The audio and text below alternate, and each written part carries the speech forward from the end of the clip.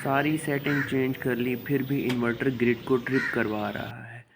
तो इस चीज़ का सलूशन हम अपनी इस वीडियो में तलाश करने की कोशिश करेंगे। हमारी ग्रिड बार बार ट्रिप होती है, जो वोल्टेज हैं वो एबनॉर्मल बिहेव करते हैं, जंप कर जाते हैं, हाई वोल्टेज बन जाते हैं, 270 क्रॉस कर जाते हैं और इन्वर्टर की सेटिंग के मुताबिक वो ग्रिड को ट्रिप करा देता है। इस चीज़ का सलूशन मालूम करने से पहले हम देखेंगे कि हमारा जो फीडिंग है और वोल्टेज वो कैसे बिहेव करते हैं। तो चूँकि हमारी फीडिंग अभी हमारे इन्वर्टर से शो हो रहा है 252 वोल्ट के ऊपर 9.2 एम्पेयर की फीडिंग हो रही है। तो जैसे जैसे फीडिंग इंक्रीज़ होती है वैसे जैसे हमारे ग्रिड के वोल्टेज भी इंक्रीज़ होते हैं। तो एक स्पेसिफिक वोल्टेज पे जाके हमारा ग्रिड की सेटिंग के मुताबिक इन्वर्टर ट्रिप करा देता है हमारे अप्लाइंसेस को बचाने के लिए।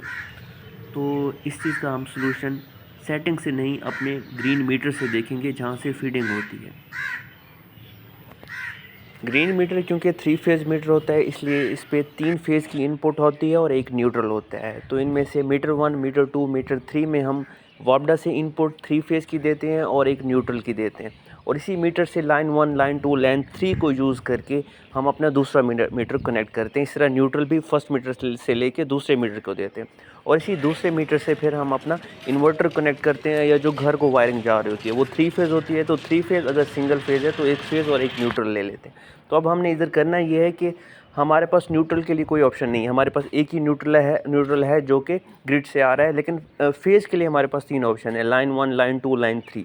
अगर आपके पास सिंगल फेज़ इन्वर्टर है तो हम क्या करते हैं, लाइन 3 में ऑलरेडी हमारा फेज़ लगा हुआ है, उसको लाइन 3 से निकाल के मैं लाइन 2 में लगा के देखता हूँ कि लाइन 2 का क्या बिहेवियर है मेरे इन्वर्टर के साथ। लाइन 3 के इनिशियल वोल्टेज 220 थे लेकिन इसकी 235 है लाइन 3 की वोल्टेज, लेकिन हम फिर भी इसके ऊपर चेक करते हैं। लाइन 2 के ऊपर हमने अपनी इन्वर्टर के कनेक्शन कर दिए हैं, तो अब हम अपनी फीडिंग स्टार्ट करते हैं और चेक करते हैं लाइन 2 के ऊपर वोल्टेज और एम्पेयर का क्या रिलेशनशिप बनता है। हमारे एम्पेयर जो बढ़ रहे हैं लाइन 2 के ऊपर भी वोल्टेजेस इंक्रीज़ करते जा रहे हैं।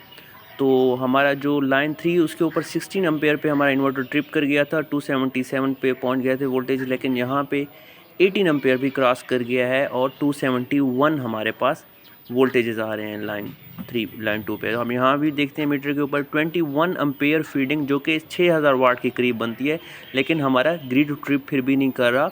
275 इन्वर्टर के ऊपर वोल्टेजेस शो हो रहे हैं।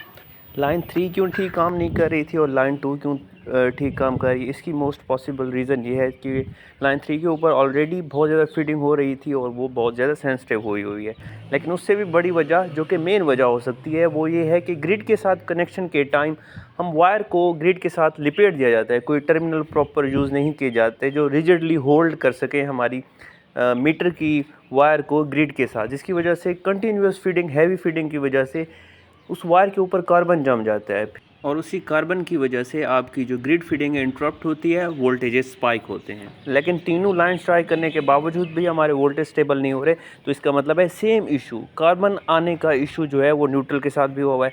फिर उसका सोल्यूशन यही है कि आप जो खंबे वाली साइड से जो आपका कनेक्शन है उसको दोबारा आप करेंगे, प्रॉपर्ली कनेक्ट करेंगे, जो ग्रिड की वायर्स हैं उनके साथ अपने मीटर के कनेक्शन को चेक करेंगे, तभी आपका ये इशू रिजॉल्व होगा।